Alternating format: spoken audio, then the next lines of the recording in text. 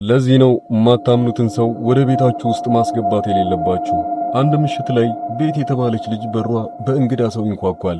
ታዲያ ስትከፍተው ሰውየው መንገድ ላይ መኪናው ተበላሽቶበት ስልክ መደወል እንደሚፈልግ ሲጠይቃት ና ግባ ብላ ስልክ ታስደውለዋለች።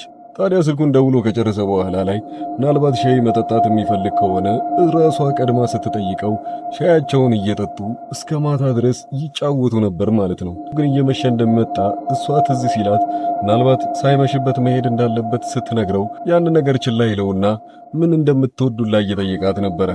እሱም የሚወደው አንድ ቪዲዮ ናስቲ የሚባል ነገር እንደሆነ ይነግራል። ታዲያ እሷ ደግሞ ይሄንን ነገር ለማወቅ ጉጉት ስለነበራት ምንድነው ቪዲዮ ናስቲ ብላ ትጠይቀዋለች። እሱ ግን የመለሰላት መልስ በጣም የሚያስፈራ ነገር ነበረ።